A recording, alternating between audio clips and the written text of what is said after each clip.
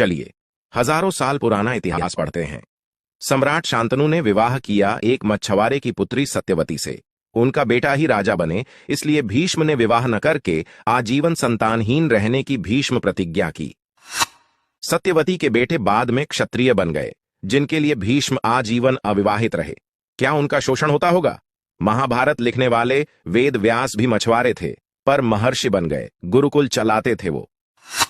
विदुर, जिन्हें महापंडित कहा जाता है, वो एक दासी के पुत्र थे। हस्तिनापुर के महामंत्री बने। उनकी लिखी हुई विदुर नीति राजनीति का एक महाग्रंथ है। भीम ने वनवासी हिडिंबा से विवाह किया। श्री कृष्ण दूध का व्यवसाय करने वालों के परिवार से थे। उनके भाई बलराम खेती करते थे, हमेशा हल साथ रखते थे। यादव क्षत्रिय रहे हैं, कई प्रांतों पर शासन किया और श्री कृष्ण सबके पूजनीय हैं। गीता जैसा ग्रंथ विश्व को दिया।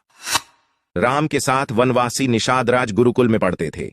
उनके पुत्र लवकुश महर्षि वाल्मीकि के गुरुकुल में पढ़े, जो वनवासी थे। तो ये हो गई वैदिक काल की बात। स्पष्ट है, कोई किसी का शोषण नहीं करता था, सबको शिक्षा का अधिकार था। कोई भी पद तक पहुंच सकता था अपनी योग्यता के अनुसार।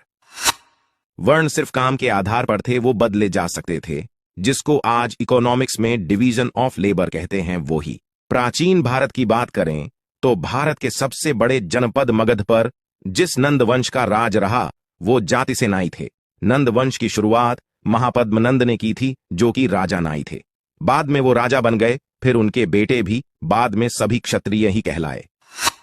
उसके बाद मौर्य वंश का पूरे देश पर राज्य हुआ, जिसकी शुरुआत चंद्रगुप्त से हुई, जो कि एक मोर पालने वाले परिवार से थे, और एक ब्राह्मण चाणक्य ने उन्हें पूरे देश का सम्राट बनाया। 506 साल देश पर मौर्यों का राज रहा। फिर गुप्त वंश का राज हुआ, जो कि घोड़े का अस्तबल चलाते थे और घोड़ों का व्यापार करते थे। 140 साल देश पर गुप्ताओं का राज रहा।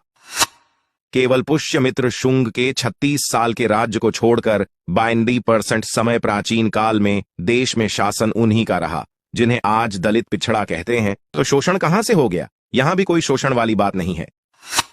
फिर शुरू होता है मध्यकालीन भारत का समय, जो सन 1100-1750 तक है। इस दौरान अधिकतर समय, अधिकतर जगह मुस्लिम शासन रहा।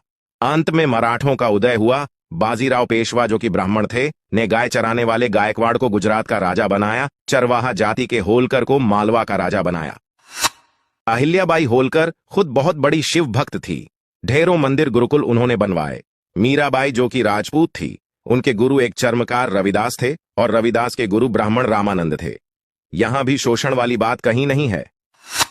मुगल काल से देश में गंदगी शुरू हो गई, और यहां से पर्दा प्रथा, गुलाम प्रथा, बाल विवाह जैसी चीजें शुरू होती हैं।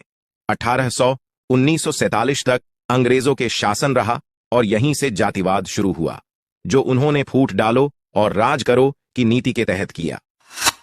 अंग्रेज अधिकारी निकोलस डार्क की किताब कास्ट ऑफ माइंड में मिल जाएगा कि कैसे अंग्रेजों ने जातिवाद, छुआछूत को बढ़ाया, और कैसे स्वार्थी भारतीय नेताओं ने अपने स्वार्थ में इसका राजनीतिकरण किया।